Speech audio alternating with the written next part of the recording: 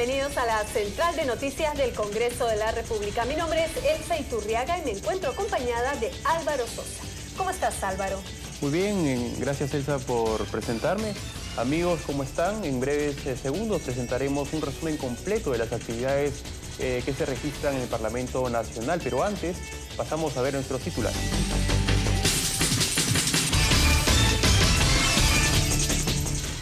Gabinete ministerial que preside César Villanueva se presentará este miércoles ante el Pleno del Congreso. Será para exponer y debatir política general del gobierno. Parlamentarios destacaron cualidades profesionales del nuevo ministro del Interior, Walter Albán. Le recomendaron empezar por la seguridad ciudadana. Megacomisión investigadora culminó proceso de citaciones. En adelante se encargarán de aprobar informes, anunció su presidente. Comisión de Pueblos Andinos citó a fiscal de la Nación para que informe sobre sanciones a responsables de tala y deforestación en Puerto Inca, Huánuco. Presidente del Parlamento recibió a dirigencia de la CGTP. Denunciaron violencia en gremio de la construcción civil. También se reunió con diplomáticos de Colombia e Irán. Empezamos el desarrollo de las noticias. El gabinete ministerial que preside César Villanueva se presentará este miércoles 20 ante el Pleno del Parlamento para exponer y debatir la política general de gobierno. La sesión programada para las 10 horas será transmitida por el canal del Congreso. El presidente del Consejo de Ministros, César Villanueva Arévalo, expondrá este miércoles 20 ante el Pleno del Congreso de la República la política general del gobierno y las principales medidas que requiere su gestión. Así lo acordó el Consejo Directivo del Parlamento, que sesionó bajo la conducción del titular del Congreso, Freddy Otárola Peñaranda. La sesión de investidura será a las 10 de la mañana en el hemiciclo principal del Poder Legislativo. Este procedimiento de control político establecido en los artículos 130 de la Constitución y 82 del Reglamento del Congreso señala que dentro de los 30 días de haber asumido sus funciones, el presidente del Consejo concurre al Congreso en compañía de los demás ministros para exponer y debatir la política general del gobierno y las principales medidas que requiere su gestión. Asimismo, señala que la cuestión de confianza que plantee el jefe del gabinete será debatida y votada en la misma sesión o en la siguiente, según lo acuerde en forma previa el Consejo Directivo o en el acto del Pleno. Y la presentación del cuarto gabinete ministerial del actual gobierno se realiza en mandato a la Constitución y se le denomina sesión de investidura. En la siguiente nota les contamos los detalles. La presentación de un nuevo gabinete ministerial ante el Pleno del Congreso no es solo un ritual político que se debe de cumplir en la llamada sesión de investidura. Se realiza como parte del control político que ejerce el Parlamento sobre los actos y las decisiones del gobierno, así como de la administración en que se apoya. Según el artículo 130 de la Constitución Política del Perú, dentro de los 30 días de haber asumido sus funciones, el presidente del Consejo de Ministros concurre al Congreso en compañía de los demás ministros para exponer y debatir la política general del gobierno y las principales medidas que requiere su gestión. En este caso, el flamante presidente del Consejo de Ministros, César Villanueva, dispone de 60 minutos. Asimismo, los ministros pueden hacer el uso de la palabra por un espacio no mayor a 15 minutos, según lo establece el artículo 55 del Reglamento del Congreso. Finalizado la exposición, viene el debate.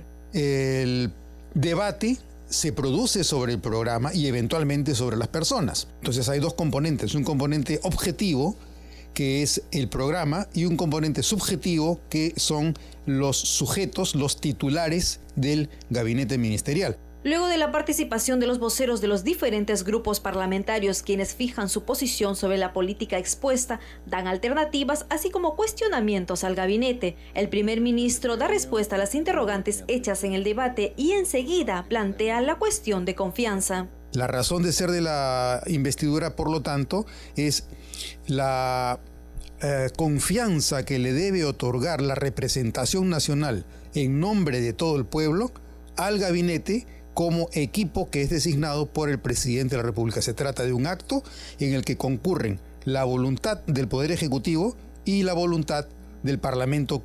Para aprobar el voto de investidura al gabinete se requiere la mayoría simple de votos. El número a alcanzar dependerá del quórum de la sesión. La confianza es importante para que el Consejo de Ministros pueda seguir con sus funciones. Pero ¿qué pasaría si el Congreso no le otorga el voto de confianza al gabinete? si el resultado de la votación por mayoría simple es contrario al programa general de gobierno o contrario al presidente del gabinete, es decir, al presidente del Consejo de Ministros, la consecuencia es que hay una crisis. Cuando hay crisis, todo el gabinete debe poner su cargo a disposición, mejor dicho, renuncia.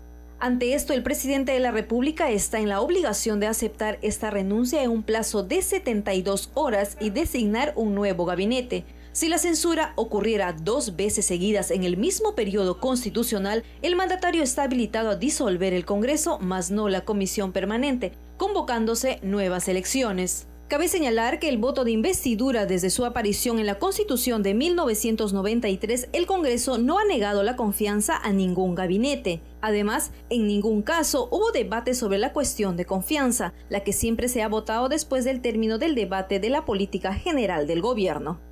Y en otras noticias, congresistas de diversas bancadas indicaron que las cualidades profesionales de Walter Albán garantizan una efectiva labor al mando del Ministerio del Interior. Le recomendaron empezar por el tema de la seguridad ciudadana. Veamos. La congresista de Gana Perú, Ana María Solórzano, indicó que el sector interior estará bien representado por Walter Albán tras lamentar los rumores sobre una supuesta renuncia del Estado Mayor de la Policía Nacional. Una juramentación de una cartera tan importante que el día de hoy hemos visto bien representada a la elección del doctor Albán como nuevo ministro y flamante ministro del Interior, se corra este chisme totalmente malicioso, totalmente doloso, totalmente antidemocrático, y obviamente no descartamos que esto venga de las mismas personas con costumbres dictadoras, con costumbres golpistas. Sobre este último tema, el legislador Carlos Tubino aclaró que se trató de rumores sin fundamento y explicó el porqué. Esa palabra renuncia no existe ni en la Policía Nacional, en los uniformados, ni en las Fuerzas Armadas. Lo que existe es una solicitud de pedido de cambio, que sí puede existir por parte de un oficial. Eso llega al inmediato superior y ve si la tramita o no la tramita, porque todo esto está enmarcado dentro de la disciplina policial. Por su parte, el parlamentario Alberto Bengolea destacó las cualidades profesionales de Walter Albán y le deseó suerte en el Ministerio del Interior.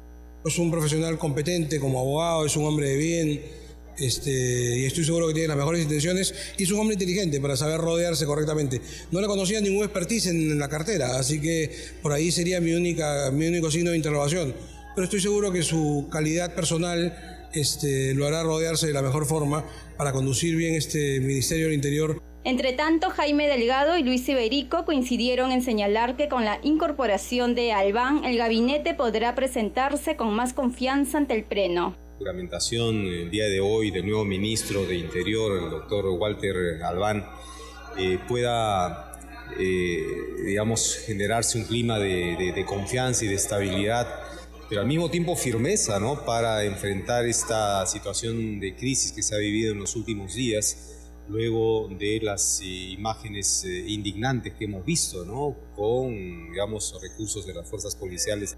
Se suma un ministro de un sector que es clave, ¿no?, el sector interior, Policía Nacional, Seguridad Ciudadana. Es una de las cosas que queremos ver qué nos va a decir el presidente del Consejo de Ministros, cómo va a reorientar esta lucha por recuperar la seguridad ciudadana.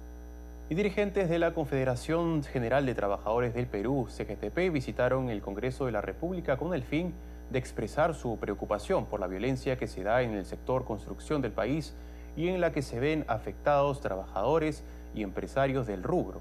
La comitiva estuvo encabezada por su secretario general, Mario Guamán. El presidente del Congreso, Freddy Otárola, recibió en su despacho al legislador Manuel Dangmer y al secretario general de la CGTP, Mario Guamán, quienes le informaron sobre la existencia de mafias organizadas en el gremio de la construcción civil que están afectando a empresarios y trabajadores.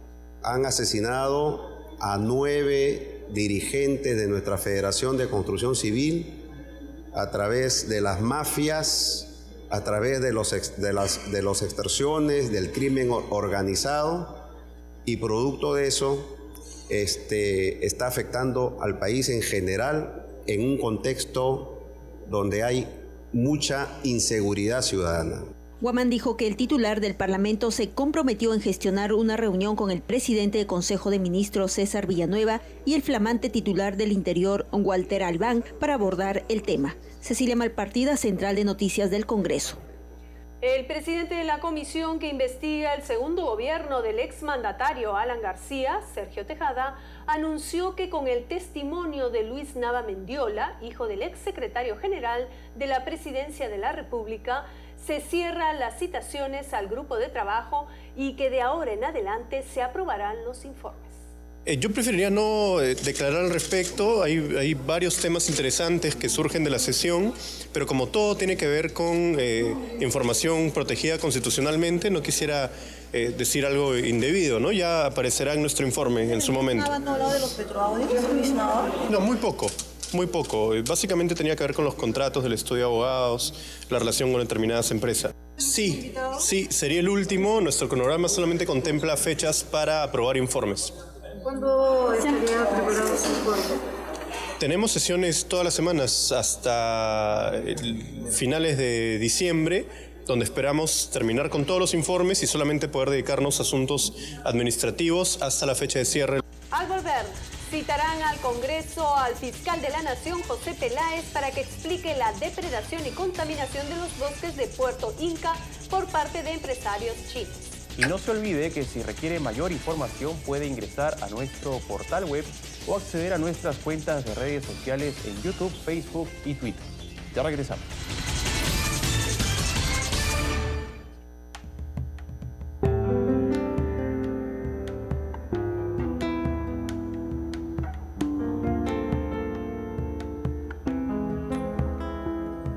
Somos Grau, seámoslo siempre. Es el camino del buen ejemplo, como el del almirante Miguel Grau, que hizo brillar nuestra dignidad en el mundo. Es el camino del esfuerzo, de peruanos comprometidos que escriben un presente de optimismo y confianza. Es el camino de quienes trabajan por el crecimiento de sus familias, de su región, del país, día a día.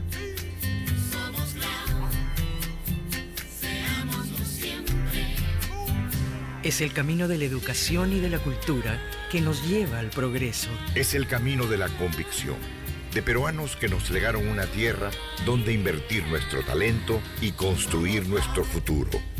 Somos Grau, seámoslo siempre.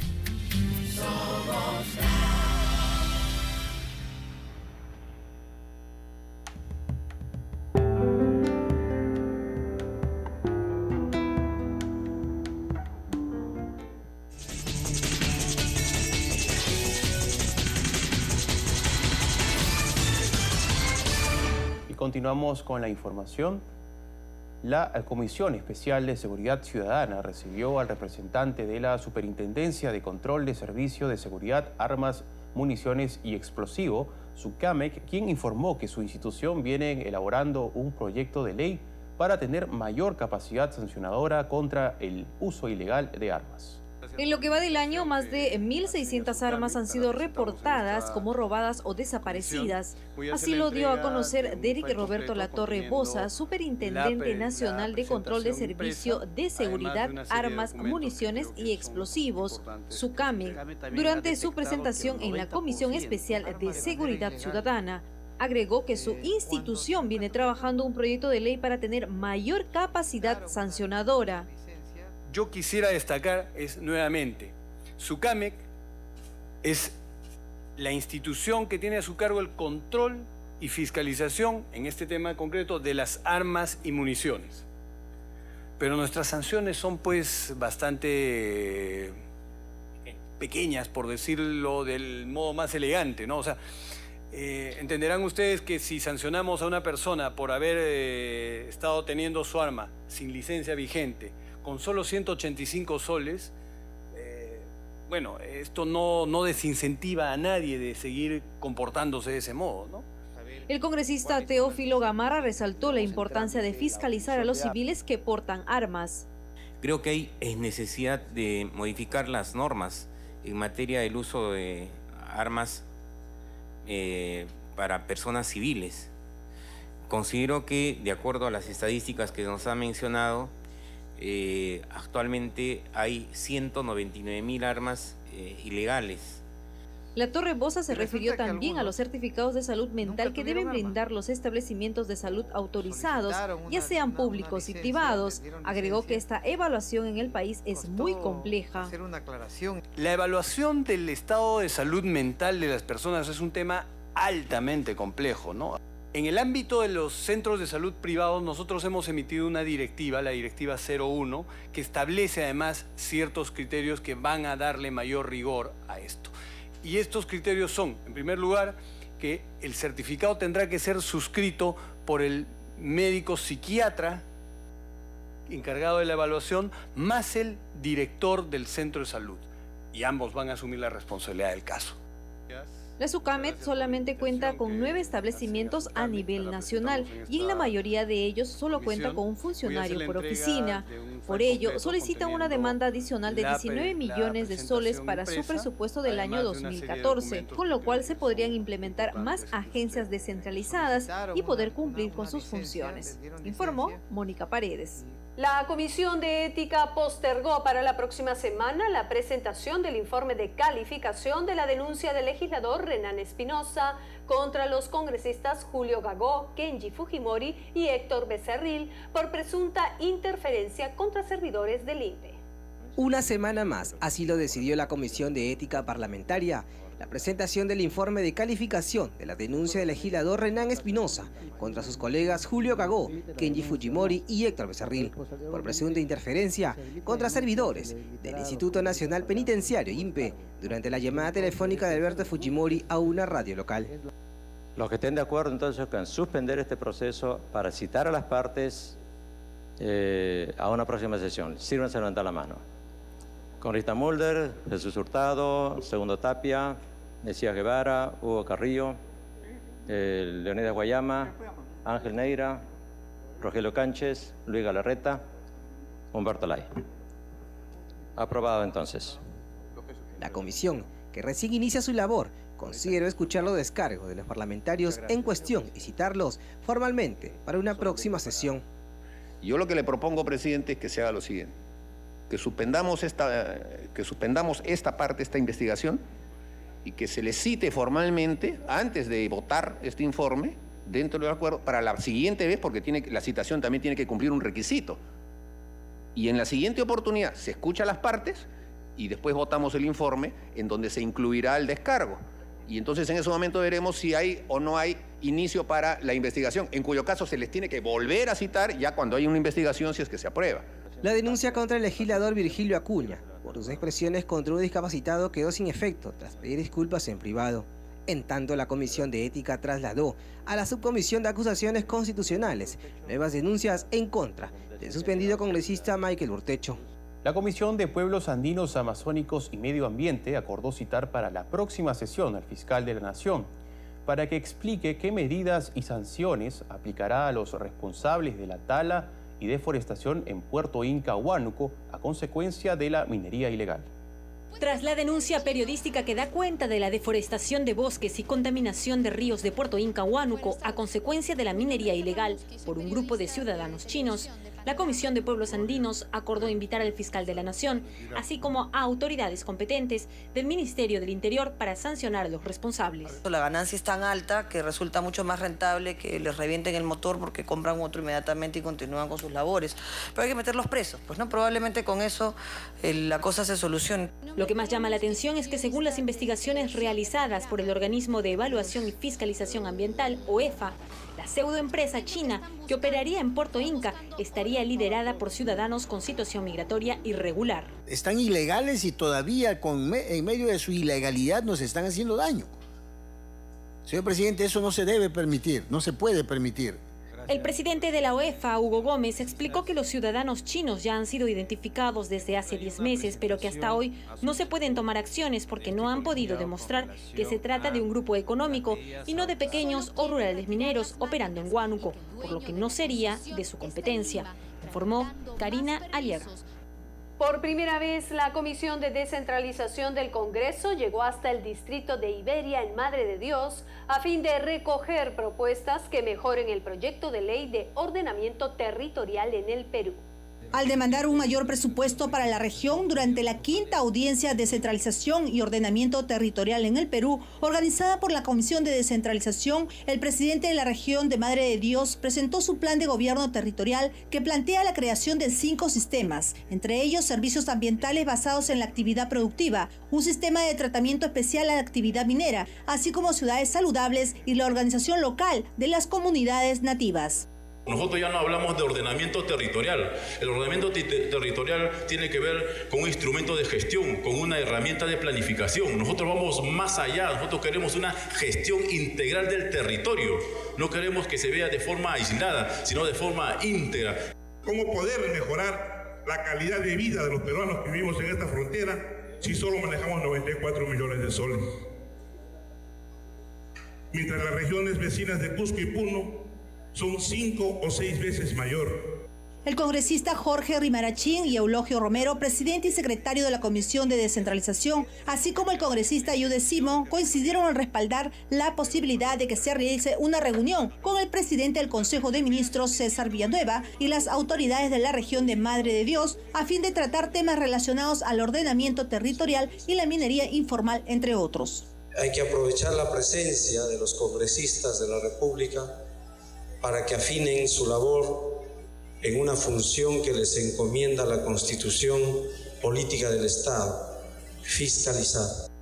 Para que la ministra de Salud sepa por qué esto es una zona de frontera, para que sepa por qué esto es una zona rural, para que el ministro o la ministra de Educación sepan cómo está este colegio emblemático, que es una vergüenza, que se acaba de invertir plata y ya está cayéndose ese colegio con peligro para nuestros niños. Cabe señalar que el proyecto de ley es considerado como el proceso participativo que el país necesita para organizar la gestión y los usos de nuestros recursos y articular y armonizar las acciones de los 3 niveles de gobierno. Dándoles la bienvenida y a la espera de que esta sesión descentralizada tenga el fin que nosotros esperamos en la región de Madre de Dios.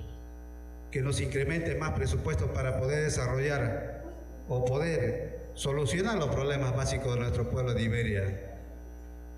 Hablamos de los agricultores también están abandonados, no están llegando el apoyo directamente del gobierno central o gobierno regional. Tras la construcción de la vía interoceánica se viene produciendo un acelerado incremento poblacional, observándose el aumento de mercados, tiendas comerciales, así como el incremento de vehículos menores como motocicletas. Finalmente, los integrantes de la Comisión de Descentralización se comprometieron a gestionar sus demandas ante los entes respectivos. Y al volver, embajadora de Colombia destaca las buenas relaciones con nuestro país y la importancia del Tratado de Acuerdo del Pacífico. Volvemos con los detalles.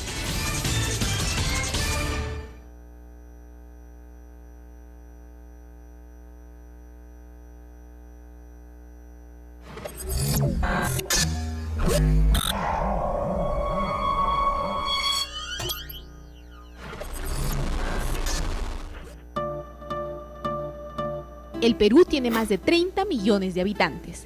Cada peruano y peruana tiene diferentes intereses y necesidades, pero si todos queremos ser escuchados al mismo tiempo, no es posible llegar a ningún acuerdo. Por eso, en democracia los ciudadanos elegimos a otros ciudadanos como nuestros representantes. Entre esos elegidos están los congresistas. ¿Qué puede y debe hacer un congresista por ti? Los congresistas deben comunicarse con la población para conocer sus demandas y necesidades. Deben dar leyes que beneficien a la región, al país y a todas las personas. Deben fiscalizar al Poder Ejecutivo y a otras instituciones del Estado para asegurar que cumplan sus funciones con transparencia y eficiencia. Deben actuar con neutralidad, sin aprovecharse de su cargo en beneficio personal o partidario. ¿Qué no debe ni puede hacer un congresista? Los congresistas no pueden ofrecer ni hacer obras públicas. Tampoco pueden construir puentes, pistas o colegios. Esas son tareas del Poder Ejecutivo y de los gobiernos regionales y municipales. No pueden darte trabajo ni ayudarte a encontrar trabajo, aunque sea su pariente, amigo, paisano o miembro de su partido. No pueden recibir regalos, dinero o favores por su trabajo. No pueden usar su influencia para favorecerte en un juicio o en cualquier proceso con alguna entidad del Estado. exige a tu congresista solo lo que puede y debe hacer.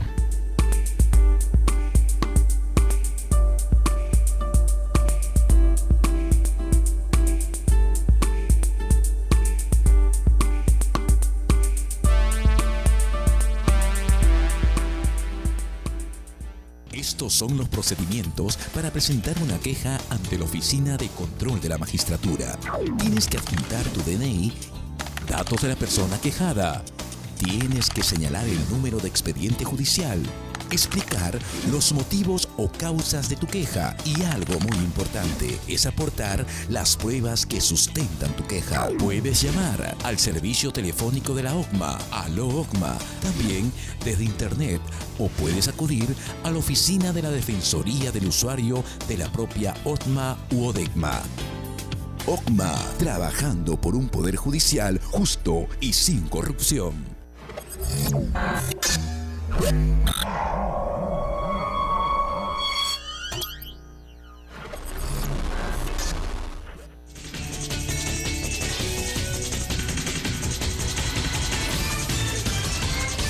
Continuamos con las informaciones. El presidente del Congreso, Freddy Otárola, recibió la visita protocolar de los embajadores de Irán y Colombia, respectivamente, y con quienes trató temas relacionados a intereses comunes con nuestro país. Veamos la nota. En una visita protocolar, el presidente del Congreso, Freddy Otárola, recibió al embajador concurrente de la República Islámica de Irán en el Perú, Ahmad Pavarga, y a la embajadora de Colombia, María Elvira Pongo Holguín, quienes le expresaron el saludo de cada una de sus naciones. La diplomática colombiana señaló que entre Lima y Bogotá existen muchas proyecciones en economía y comercio. Acabo de venir de un importante encuentro con empresarios colombianos aquí en el Perú que representan una buena parte de la inversión extranjera nuestra y que aportan al tejido social y de inversiones y de la industrialización de este país, y sin duda tenemos no solamente desde el punto de vista de las relaciones comerciales sino también económicas. Asimismo, Pongo dijo que ambos países que pertenecen a la Alianza del Pacífico vienen trabajando en varios frentes a través de sus cancilleres y gabinetes para lograr mayor crecimiento, desarrollo y competitividad. Cecilia Malpartida, Central de Noticias del Congreso. Al volver, embajadora de Colombia destaca las buenas relaciones con nuestro país y la importancia del Tratado del Acuerdo del Pacífico. Regresamos con los detalles. Enlaces con los reporteros desde las distintas comisiones, informes y entrevistas marcaron la pauta en la primera transmisión del programa de radio Al Día con el Congreso, espacio de la Oficina de Comunicaciones y emitido por las ondas de Radio Nacional.